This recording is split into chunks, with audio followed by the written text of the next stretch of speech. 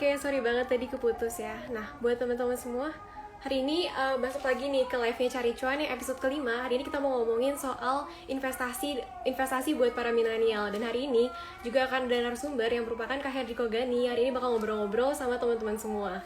Nah, kita tunggu sebentar ya, Kak Hendrikonya.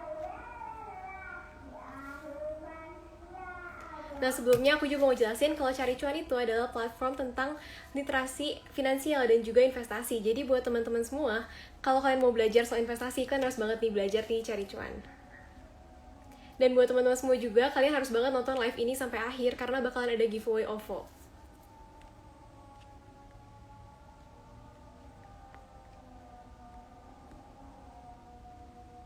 Sebentar ya.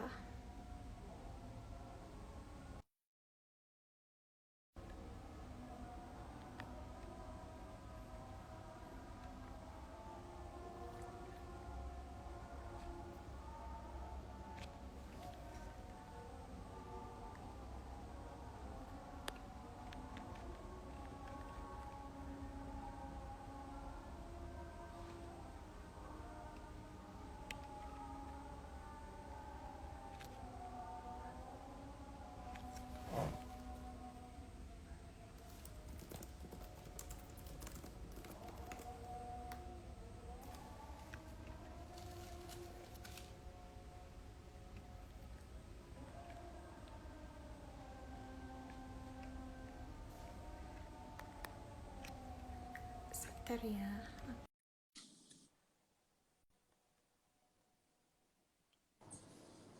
Nah, oke. Halo Kak, sorry, udah kedengeran belum sekarang ya? Udah kedengeran, ya. Nah, oke, iya. Nah, teman-teman semua ini kenalin dulu, ini adalah Pak Henry Kogani yang merupakan analis di Sukor Sekuritas dan juga part dari Gather Rich. Mungkin sebelum mulai live-nya boleh kenalan dulu nih Kak sama teman-teman semua. Ya, malam teman-teman semua. Perkenalkan, aku Riko ya. Jadi namanya aslinya Henriko sih, cuman biasa dipanggilnya Riko. Aku kebetulan kerja di salah satu sekuritas ya, di Sukor Sekuritas. Kemudian juga aku ada komunitas bareng, jadi di Gedrich. Jadi kalau teman-teman, ya kita juga jadi lebih mengajarkan gimana ngatur uang, terus udah gitu gimana investasi, terutama di pasar modal ya, di saham gitu. Mungkin itu, Rahel. Oke, kita langsung mulai aja kali ya ke topiknya. Nah, sebelum masuk ke saham nih Kak, sebenarnya seberapa urgent sih buat anak muda mulai investasi menurut Kakak sendiri? Menurutku ya, kalau menurutku investasi itu hal yang penting sih, soalnya gini ya, kita kan kita tuh punya tiga resource lah dalam hidup kita, yaitu waktu, pikiran dan tenaga, satu lagi uang gitu ya. Kalau kita di masa muda kayak sekarang gini, itu pasti kita punya tenaga, kita punya waktu masih cukup panjang ya. Memang umur nggak ada yang tahu, cuman kan mayoritas masih cukup panjang ya untuk umur. Kemudian juga uang masih bisa kita cari gitu. Kebanyakan orang kan setelah dia dapat uang, mereka langsung spend semuanya. Mereka langsung abisin ke barang-barang yang let's say bergengsi, terus udah gitu juga ya pokoknya dihabisin lah, nggak disimpan sama sekali. Kalau seandainya itu terjadi, sewaktu-waktu tenaga sama waktu kita akan makin mepet gitu ya. Apalagi yang di sini kan tenaga itu pensiun maksudnya. Ketika kayak kita pensiun tapi kita nggak punya tabungan, kita nggak punya investasi, kita nggak punya source of income, passive income gitu ya buat kita, itu akan jadi masalah buat kita. Ya bisa dilihat misalnya um, ya teman-teman kita yang atau orang tua kita yang sudah mulai pensiun gitu ya, yang mungkin lagi mikir nih abis pensiun tuh uangnya dari mana, terus hidup dari mana, ataupun yang misalnya dagang terus udah capek gitu ya, masih harus tetap dagang karena ya tenaganya udah habis tapi uangnya belum ada gitu. Jadi investasi itu menurutku penting supaya kita tuh menghindari hal-hal kayak gitu ya. Jadi kita Hmm. bisa punya uang di masa depan walaupun tenaga kita itu sudah ini ya sudah minim lah gitu. Jadi intinya tuh biar kita bisa pensiun dan tetap ada uang gitu ya nantinya. Iya betul, karena kan mau tenaga kita segimanapun sepanjang kita masih hidup pasti kita butuh makan, dan makan Iya, dan lain-lain itu kan pasti butuh uang ya gitu. iya. Nah, kalau ngomongin soal investasi, itu kan ada banyak instrumennya ya. Dan sekarang itu ada instrumen apa aja sih? Jadi kayak biar kita juga dan teman-teman semua tuh tahu instrumen apa yang beneran dan bukan investasi-investasi bodong gitu. Sebenarnya kalau investasi itu banyak ya. Kalau kita ngomong dari financial asset aja gitu ya, itu ada saham contohnya. Terus udah gitu juga ada obligasi. Terus deposito. Kemudian reksadana. Itu yang konvensional lah, yang paling sering kita dengar gitu ya. Ada lagi sebenarnya yang agak modern sedikit seperti ETF misalnya. Itu kan reksadana indeks ya. Cuman lebih apa rumit lah ya untuk ininya, untuk prosesnya nggak segampang kita redeem ataupun subscribe ke reksadana biasa gitu. Terus dari komoditas juga ada kayak misalnya emas. Terus ya kalau teman-teman mau berinvestasi pada dengan waktu dan tenaga juga, teman-teman bisa investasi ke bangun bisnis gitu ya, supaya bisnisnya gimana caranya supaya automated, supaya ngasilin uang, karena itu juga nantinya kita kayak pegang saham lah ya, cuman saham perusahaan yang kita diriin sendiri gitu. Ya satu lagi properti sih ya kalau menurutku. Itu sih yang paling common ya kalau di Indonesia. Iya. Nah, kan kalau dari jenis instrumen-instrumen itu pasti ada beda-beda kan ya risknya. Ada yang low risk, ada yang moderate, ada yang high. Nah, itu gimana sih cara kita nentuin mana yang cocok buat kita? Kalau dari risk profile, yang pertama sih kita harus tahu dulu ya risk profile kita pertama gimana. Kemudian kalau kita udah tahu, terus kita juga harus tahu mampunya kita tuh bearing risk sebesar apa gitu. Contohnya ya, kalau seandainya kita orang yang agresif gitu ya, kita orang yang berani ambil resiko. Ya itu kan diri kita sendiri ya yang tahu ya, kita berani ambil resiko atau enggak. Terus kita harus lihat juga, kayak misalnya kita tuh punya tanggungan berapa besar. Contohnya kalau kita punya pasangan dan juga udah punya anak, pasti kita nggak bisa seagresif kita waktu masih single atau waktu masih muda gitu kan. Terus kalau seandainya kita misalnya udah mulai deket-deket masa pensiun, terus uangnya sih udah ada nih, tapi kita bingung nih mau investasiin kemana. Kalau semuanya ke aset yang agresif, which is resikonya besar, penurunannya juga, potensi kita untuk kehilangan uang kita juga besar, ya itu kan nggak ini ya, nggak bagus ya sebenarnya. Iya, Jadi disesuaikan dengan satu tujuan keuangan kita, time frame kita, kemampuan kita untuk bearing risk, dan juga dari diri kita sendiri. Sebenarnya kita tuh nyamannya tuh kalau ngambil resiko seberapa besar. Ada yang misalnya ya hilang 20% mah nggak apa-apa gitu. Ada yang cuman ya kalau 20% hilang nggak apa-apa, biasanya high risk udah oke sih. Cuman kalau kayaknya ngelihat 10% aja udah kayaknya udah deg-degan. Itu tuh biasanya ngambil yang medium to low lah gitu. Berarti sebenarnya balik lagi ya ke diri investor masing-masing ya itu. Kalau soal profil risiko. Nah, buat teman-teman Betul. semua, aku mau jelasin lagi nih. Cari Cuan itu adalah platform tentang edukasi, literasi finansial, dan juga investasi. Jadi buat teman-teman semua yang baru mau masuk nih ke dunia investasi, kalian harus banget belajar di Cari Cuan. Dan hari ini juga kita ada giveaway OVO 100.000 buat 3 orang. Caranya tinggal SS live ini, dan gitu share ke story kalian, dan tag caricuan.official sama Henrico Gani. Oke, mungkin kita lanjut kali ya. Nah, kalau misalkan mau investasi nih, gimana sih cara awal banget ya secara step by step kita investasi di saham? Oke, kalau investasi di saham ya, menurutku Iya. yang paling penting ya pertama paling penting banget sih kita harus buka rekening dulu ya. Jadi banyak banget nih teman-teman yang mau mulai investasi saham, cara paling mudahnya adalah dengan buka rekening sekuritas. Jadi beda sama bank gitu ya. Sekuritas itu adalah perantara antara penjual dan pembeli di saham. Terus ketika teman-teman udah punya rekeningnya, itu teman-teman harus mulai belajar apa itu saham yang pertama, apa itu fundamental analysis, apa itu technical, terus apa itu trader, apa itu investor, karena ilmu yang dibutuhkan juga beda. Bahkan trader pun banyak jenisnya, investor pun banyak jenisnya. Jadi kita tuh nggak bisa sembarangan kayak oh ikut-ikutan aja nih kata orang gitu. Kita harus belajar ngerti dulu nih apa sih yang kita beli gitu. Kenapa kita harus ngerti apa yang kita beli? Ya kalau aku sih kasih perumpamaannya kayak gini ya, kayak misalnya kita tuh mau beli suatu barang yang mahal.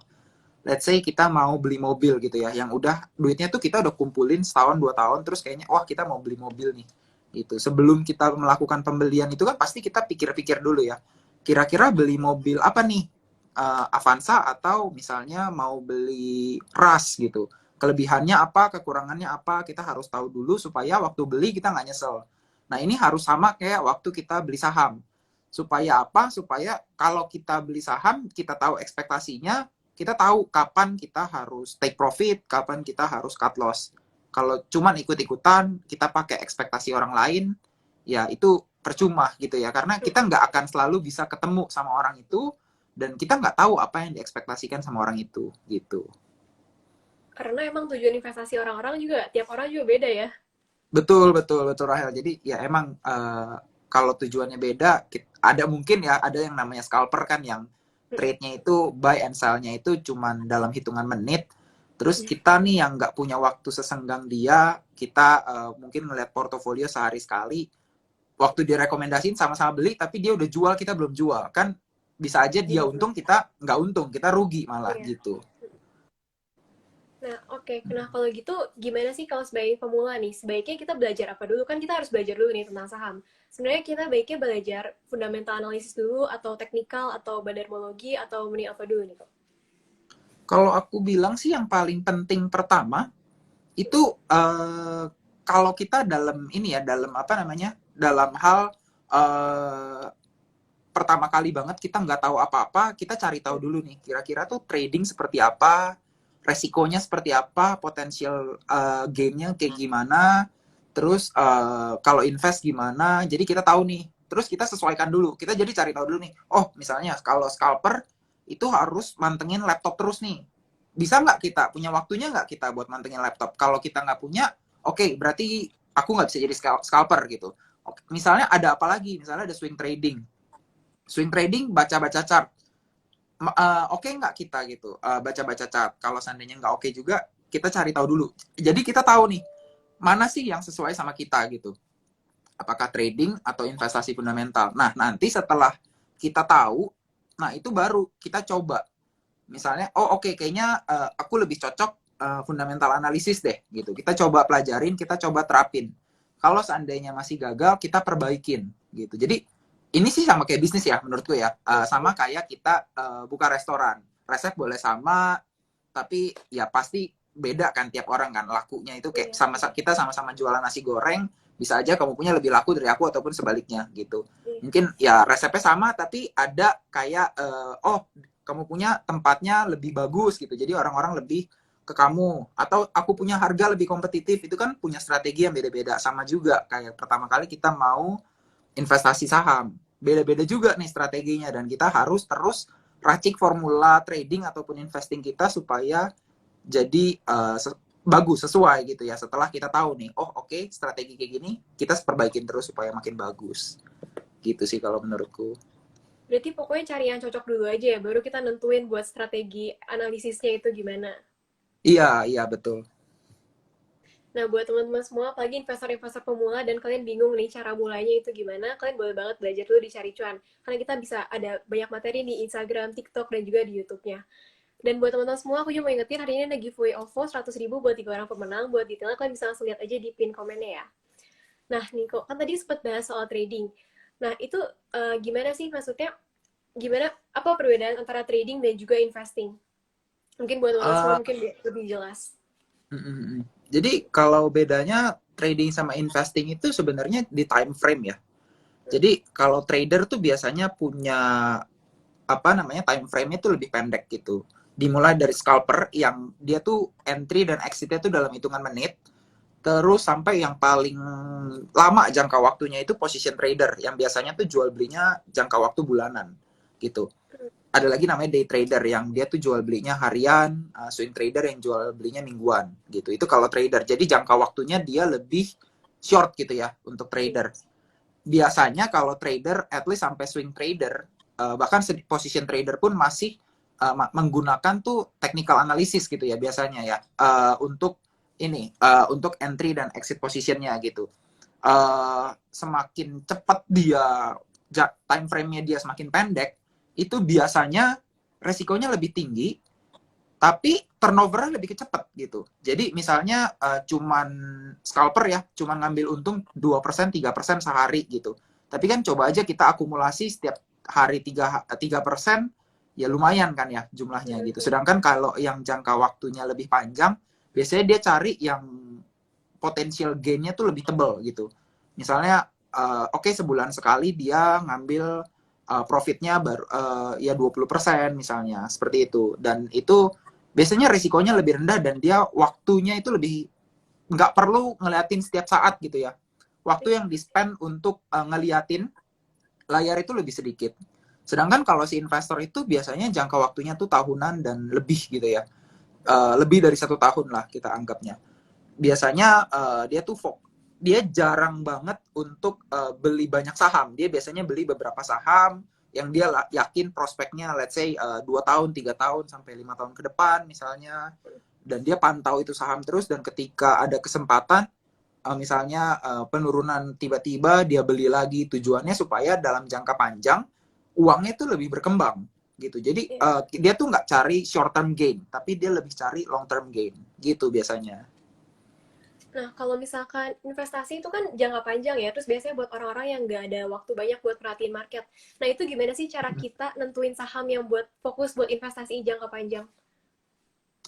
Kalau mau fokus ke investasi jangka panjang ya teman-teman, jadi yang perlu teman-teman perhatikan itu laba perusahaannya itu terus tumbuh gitu. Karena percaya atau enggak, harga saham itu pasti correlated dengan net income, laba bersih gitu ya bahasa Indonesianya. Jadi semakin laba bersihnya besar, biasanya harga sahamnya itu akan semakin tinggi.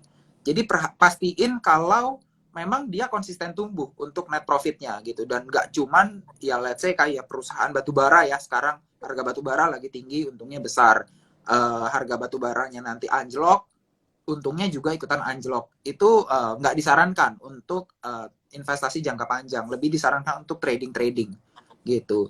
Kemudian setelah memastikan net income-nya tumbuh, pastikan juga leverage dia nggak terlalu besar. Artinya runningnya itu running risk-nya nggak terlalu besar.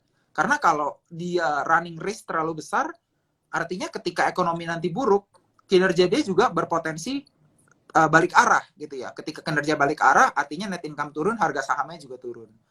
Yang paling gampang adalah menggunakan debt to equity ratio atau dikenalnya DER biasanya ya. Ketika debt to equity ratio-nya dia rendah, boleh dibilang resikonya lebih rendah dibandingkan dengan perusahaan yang punya debt equity ratio-nya tuh tinggi. Kayak gitu. Terus yang terakhir, pastiin juga valuasinya murah. Murah di sini tuh relatif ya. Kita harus lihat juga dengan satu historical, dan juga kita bandingin sama toko sebelah lah, kita gampangnya ya. Kalau ekonominya bilang peers comparison, cuman gampangnya cek toko sebelah lah gitu. Kita lihat biasanya dia diperdagangkan let's say di berapa kali PE atau berapa kali PBV. Kalau seandainya masih di rata-rata ataupun di bawahnya, bisa kita consider sebagai murah. Dan kalau seandainya kita ngelihat ke toko sebelah, misalnya kan kalau seandainya aku mau invest di saham bank BNI gitu ya, berarti kan dia perbankan. Kita lihat dulu tuh BMRI gimana, Bank Mandiri, Bank BCA gimana, Bank BRI gimana. Kita bandingin, kira-kira kalau Bank BRI dibandingin sama Mandiri, dibandingin sama BNI, BCA, BNI itu murah nggak sih gitu. Kalau seandainya dia masih murah dibandingkan toko lain yang menjual barang sejenis, artinya saham dengan perusahaan yang sejenis dengan ukuran yang sama, boleh dibilang itu diperdagangkan di valuasi yang murah. Itu sih kalau yang paling gampang ya untuk teman-teman yang mau investasi jangka panjang di saham. Berarti kalau buat jangka panjang penting banget buat perhatiin growth-nya dan juga valuasinya ya. Iya, betul, Jangan betul. sampai masuk yang terlalu mahal gitu ya. Mm-mm. Nah, kalau gitu kalau misalkan kita udah tahu nih, misalkan saham apa yang pengen kita investasiin, misalkan masih ngomongin jangka panjang ya, apakah Mm-mm. sebaiknya misalkan dalam kita anggap misalkan 5 sampai 10 tahun, itu baiknya kita hold terus atau ada momen khusus nggak sih kapan kita harus cabut dari saham itu? Yang pertama, kalau seandainya kita investasi di perusahaan, artinya tuh kita punya usaha itu gitu, kita punya perusahaan itu gitu kan. Kalau seandainya kita buka toko deh, kita gampangnya kita buka toko nasi goreng ya yang tadi gitu. Kita kan tetap harus melihatin nih, nasi goreng kita tuh laku atau enggak sih gitu. Kalau seandainya perusahaan nasi goreng kita nggak laku, kita kan harus pikirin strateginya lagi ya gitu. Kira-kira gimana ya supaya uh, nasi goreng kita tuh laku lagi gitu. Tapi intinya adalah kita harus tetap ngecek kan. Ngecek gimana keadaan toko kita gitu. Sama juga kayak saham. Ketika kita investasi di saham, at least kita harus ngerti laporan keuangan. Kenapa? Karena laporan keuangan tuh yang ngegambarin sebenarnya usahanya mereka itu untung atau rugi. Kalau seandainya tadi nasi goreng kita udah, wah penjualan turun nih, kita bisa ngakalin kan. Kita, oh kayaknya nasi gorengnya harus tambahin sosis nih misalnya. Tambahin bakso biar laku. Kalau di saham, kita kan nggak bisa karena kita pemegang saham minoritas. Tapi yang bisa kita lakukan adalah, oke, aku kurang suka dengan kinerjanya yang terus memburuk, aku jual aja deh sahamnya. Kita beli lagi saham perusahaan lain. Gitu. Itu adalah sedikit perbedaannya. Tapi yang samanya adalah kita harus pantau terus kinerja dari saham kita atau toko kita itu gitu. Berarti sebenarnya nggak boleh ya itu kalau kita beli saham terus ditinggalin gitu aja. Karena bisa aja perusahaannya ternyata performanya jadi makin lama makin jelek gitu ya. Iya, nggak bisa sih benar. Kan ya balik lagi ya, namanya usaha, dunia usaha kadang naik, kadang turun. Ya jualnya ketika nanti kalau seandainya kita udah mulai nggak suka nih. Ini juga quotes dari Warren Buffett ya. Ketika dia nggak suka, dia menjual saham ketika dia melihat kinerjanya tuh udah mulai kurang dia sukain gitu. Oke.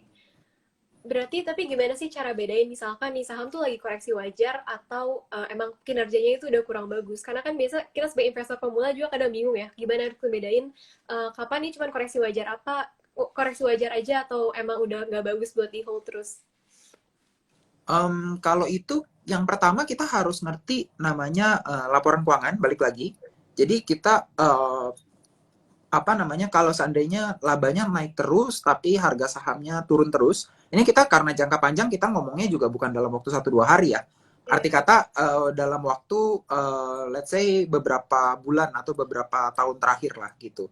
Itu boleh dibilang dia sedang koreksi wajar. Tapi dengan syarat ya, valuasinya juga nggak mahal.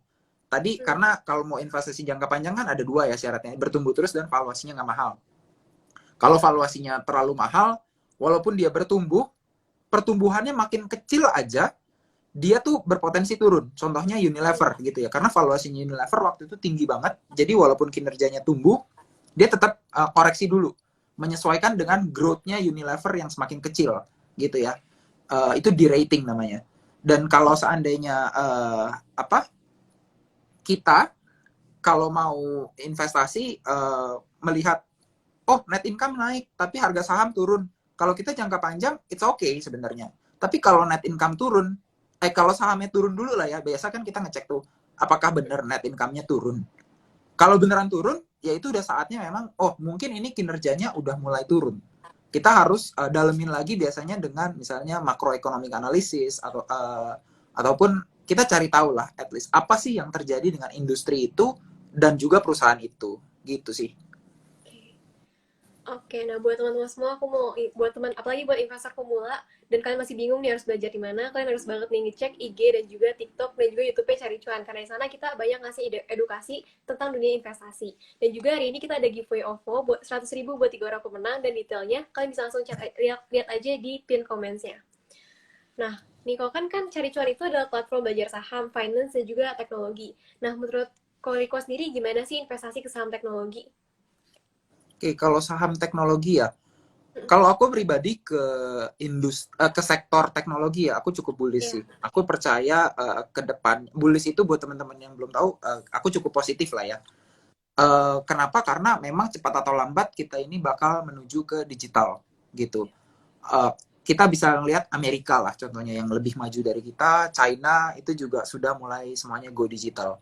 Kita sedikit terlambat gitu. Tapi kalau pada masa sekarang ini ya, fase sekarang ini ya, itu boleh dibilang masih early stage untuk saham-saham teknologi. Early stage itu artinya dia baru aja lompat gitu ya. Dia tuh baru aja mau naik gitu trennya. Dan early stage itu biasanya punya resiko yang cukup tinggi. Aku nggak tahu kalau ditanya ya saham teknologi mana sih yang bakal berhasil, nggak tahu. Aku nggak tahu jujur. Kenapa? Karena menurutku ya, kalau saham teknologi tuh go big or go home gitu. Artinya kalau yang berhasil, dia bisa kasih return ratusan persen, bahkan ribuan persen, nggak mustahil gitu lah. Coba aja lihat Microsoft, Apple, Tesla, itu kan juga salah satu saham-saham teknologi ya. Bisa kasih return ratusan persen dan ribuan persen. Tapi kayaknya nggak fair kalau kita cuma ngelihat mereka yang berhasil gitu. Kalau kita ngelihat yang gagal, itu juga banyak. Kemungkinannya mungkin boleh dibilang 10-20% ya yang berhasil ya. Artinya dari 10 saham mungkin cuma 1-2 saham nih yang benar-benar bisa berhasil dan kasih return ratusan sampai ribuan persen. Dan kita harus pintar-pintar nih milih kira-kira 1-2-nya tuh siapa. Kalau seandainya kita salah pilih, ya bukannya mustahil kalau seandainya hilang gitu loh. Investasi kita tuh hilang di situ. Karena ya kalau perusahaannya bangkrut, otomatis sahamnya juga nggak dihargain kan sama masyarakat gitu. Nah, kan kalau ngomongin soal saham teknologi sendiri, ini kan banyak banget nih orang-orang yang bilang kalau valuasi udah kemahalan karena perusahaannya bisa dibilang belum untung terlalu besar atau bahkan masih ada yang rugi gitu ya. Nah, itu gimana tuh menurut Koriko sendiri? Apakah worth it buat diinvestasiin atau mending nggak dulu deh kalau buat jangka panjang? Mungkin kalau teman-teman punya risk profile yang lebih tinggi ya, menurutku sih it's okay gitu. Karena dan satu risk profile tinggi dan dua memang sudah mengerti ya resiko gitu. Yang bahaya adalah ketika kita beli tapi kita nggak ngerti resiko, itu yang bahaya gitu. uh, Kalau udah ngerti resiko dan risk profile tinggi, it's okay kalau mau masuk gitu sekarang. Cuman kalau teman-teman ngelihatnya kayaknya, aduh, kayaknya serem juga ya kalau seandainya duit yang diinvestasiin hilang semua nih gitu. Aku sih lebih menyarankan untuk wait and see dulu. At least sampai kelihatan lah siapa yang akan menang. Kalau masalah valuasi yang tinggi ataupun dia masih merugi gitu ya, itu sebenarnya bisa dijelaskan juga gitu. Karena market share dari perusahaan teknologi itu masih kecil banget di Indonesia. Even nggak nyampe 10%. Jadi tuh dia bisa punya potensi growth yang tinggi gitu ya. Kita lihat aja misalnya Bank Neo Commerce, BBYB itu dulu usernya nggak nyampe 1 juta, sekarang udah 11 juta. Artinya dalam 1 tahun kan dia bisa grow besar banget gitu ya. Dari yang kita nggak tahu siapa tuh Bank Neo Commerce, sampai kita sekarang tahu Bank Neo Commerce. Bank Arto yang Bank Jago, sorry. Bank Jago yang tadinya kita nggak tahu sama sekali, sekarang kalau kita buka Gojek ada Bank Jago gitu ya. Dan hampir uh, ada di inilah ya, udah mulai ada di kalau kita jalan-jalan sekali-sekali ngeliat itu ada Bang Jago, Bang Aladin misalnya.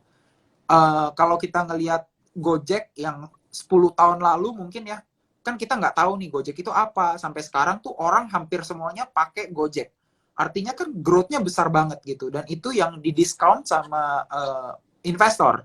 Dia ngelihatnya kayak, oh nanti 5 tahun lagi, 10 tahun lagi ini bisa besar dan saya berani beli di harga yang mahal, di valuasi yang mahal.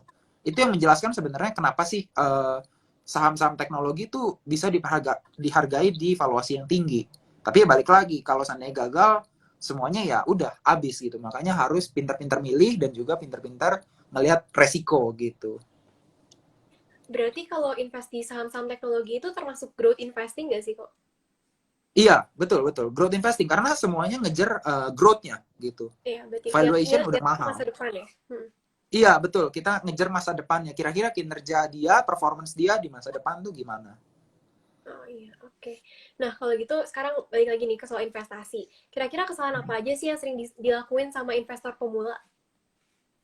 Biasanya tuh kalau investor pemula ya, yang paling sering kulihat tuh FOMO gitu ya.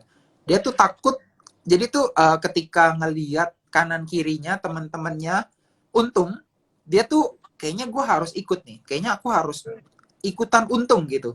Jadinya dia tanpa ada hal yang dia pikirin, dan apalagi kalau yang dia lihat kanan kiri juga nggak ngerti ya, Iya. nggak ngerti untung, kenapa dia beli, kenapa dia jual, terus dia nggak ngerti apa namanya, kapan dia harus beli jual. Pokoknya dia beli ketika wah sekarang udah untung nih jual, terus dia ngomong ke kanan kiri kan, wah untung untung untung, akhirnya kan orang pada mau ikut. Nah ini yang bikin pertama kali orang salah gitu ya, jatuh ke lubang dosa gitu lah. Dia beli tanpa tahu nih dia tuh beli apa, kenapa dia harus beli itu. Pokoknya kanan kiri bilang beli itu pasti untung, dia beli itu. Dan kalau seandainya harganya masih naik, ya berarti masih diberkatin lah dia, masih dijagain Iya. lah sama yang di atas. Cuman kalau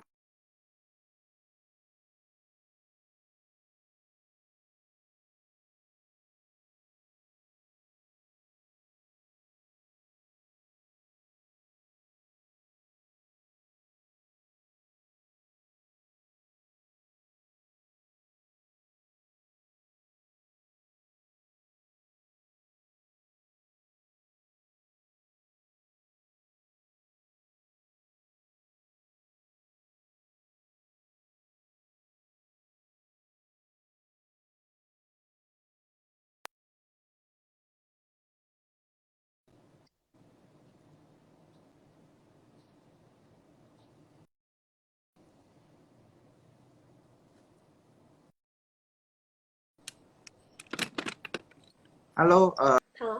Rahel, aku kedengeran kah? Oh ya udah kedengeran lagi. Mungkin tadi Oh iya, sampai yang oke FOMO oke. ya. Heeh. Ya. Ya itu sih.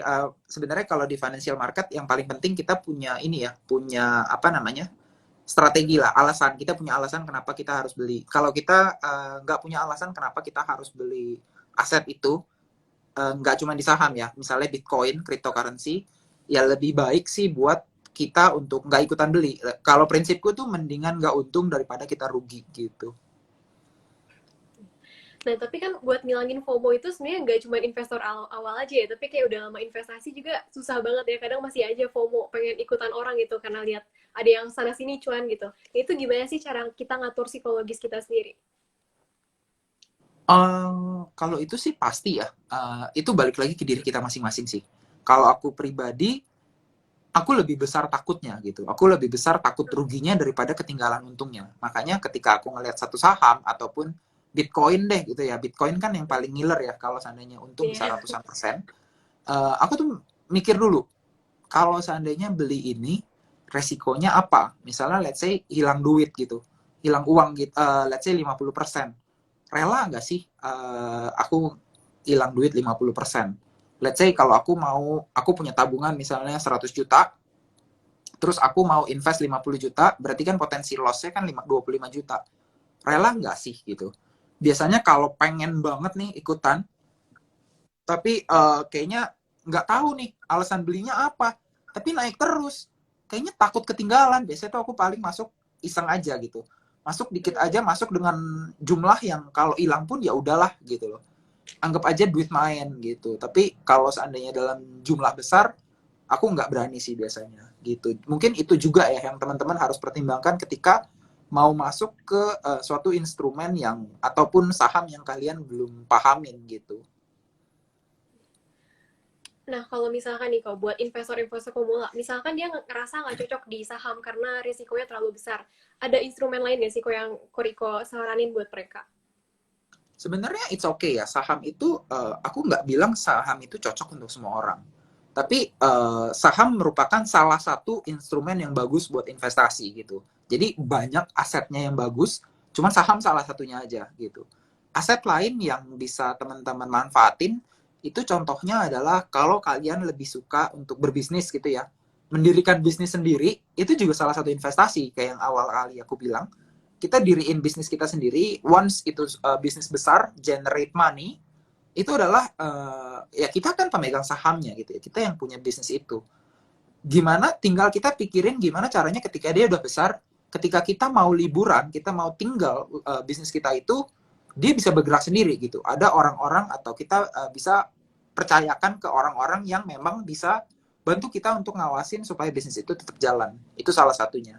Atau kalau teman-teman punya uang yang lebih besar, itu bisa juga ke properti.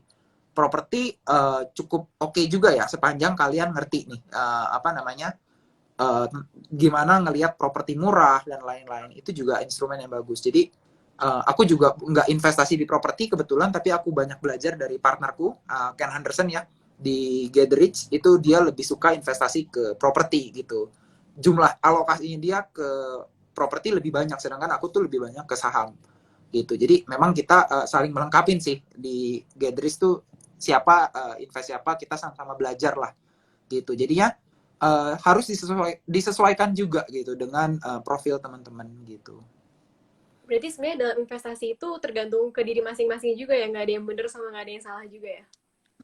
Iya betul. Menurutku sih semua benar ya, sepanjang kita tujuan keuangannya tuh tercapai gitu. Nggak pernah ada yang salah. Kalau orang tua kita paksain buat investasi di saham, resikonya cukup tinggi, dia nggak punya banyak tabungan dan semuanya ke saham, kayaknya kan nggak wise juga gitu.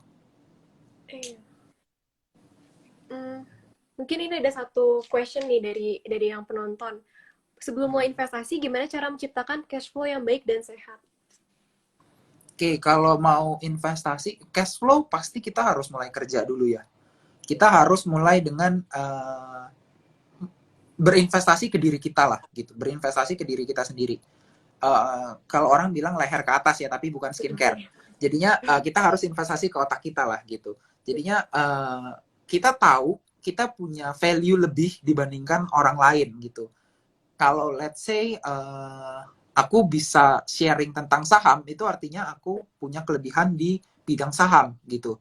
Itu kan bawa added value buat orang lain gitu. Kalau ada orang yang mungkin pinter jualan, tapi dia nggak punya modal, dia bisa aja ikut misalnya jadi agent asuransi misalnya, ataupun dia misalnya bisa jadi reseller gitu. Itu kan dia membawa manfaat gitu, sepanjang dia nggak menipu ya, kasarnya nggak, yang penting laku lah gitu. Orang mau jual apa terserah lah, pokoknya barang gua laku dan jadi untung gitu. Nggak, ya, yang penting kita kan membawa added value buat orang, si pembeli dan juga si penjual. Penjualnya barangnya laku dan si pembeli juga dapat manfaat. Itu kalau seandainya kita punya sesuatu kelebihan kayak gitu, itu menurutku sih itu hampir 100% dia akan gampang untuk generate money, untuk dia menghasilkan uang gitu. Karena dengan memberikan added value ke masyarakat, ke lingkungan, itu pasti banyak orang yang akan mencari dia gitu. Dan ya saat itu dia akan generate money. Balik lagi, ketika kita udah bisa generate money, uangnya kita investasikan, karena kita nggak selamanya bisa punya tenaga untuk cari uang ya gitu. Oke, mungkin itu aja pertanyaan-pertanyaan hari ini. Mungkin bisa nih kasih closing statement, tips buat milenial yang pengen mulai investasi nih kok. Ya, kalau menurutku buat teman-teman yang mau mulai investasi, aku nyaranin banget untuk mulai investasi sejak awal, sejak dini ya, semudah mungkin gitu. Walaupun jumlahnya kecil, mungkin kalian mikirnya buat apa sih gitu. Itu lebih baik mulai dulu, karena kadang bukan jumlahnya. Karena aku pribadi juga mulai dengan nominal waktu itu 200.000 ya, waktu kuliah gitu. Memang kalau secara uang belum ada artinya sih 200.000 sebulan. Cuman itu tuh memupuk kebiasaan kita. Yang pertama itu yang paling penting. Ketika kita udah membiasakan diri kita untuk menyisihkan sebagian pendapatan kita ya, baik uang jajan ataupun gaji, untuk diinvestasiin, itu akan ke bawah dan akan terus naik seiring pendapatan kita tuh tumbuh. Jadi kita tuh udah nggak ada lagi, kayaknya tuh aneh gitu loh. Kayaknya aneh kayak biasanya setiap malam sikat gigi, tiba-tiba nggak sikat gigi, kan kayaknya aneh ya.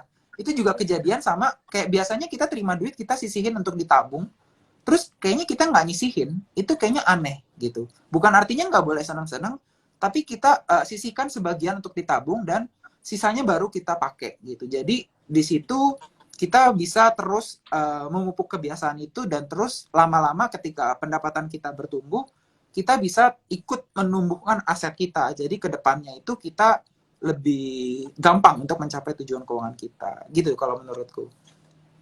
Oke, mungkin itu aja kalau pertanyaan-pertanyaan di live hari ini. Thank you banget udah mau live bareng Cari Cuan ya, Kal. Ya, Dan buat thank you teman-teman juga semua, udah ngundang. iya, buat teman-teman semua, mau ingetin lagi nih, kalau kalian mau belajar investasi, kalian harus banget belajar di Cari Cuan, apalagi buat pemula, karena kita tuh bahas hal-hal basic dan juga informasi-informasi terupdate tentang dunia investasi. Dan sekali lagi, hari ini bakal ada giveaway, jadi kalian kalau mau join, langsung aja baca pin comments-nya. Sekali lagi, thank you so much ya, Koriko, udah mau ngulangin waktu malam ini, dan sharing-sharing banyak insights banget ke kita. Ya, thank you juga Rahel. Thank you teman-teman semua. Ya. Thank you.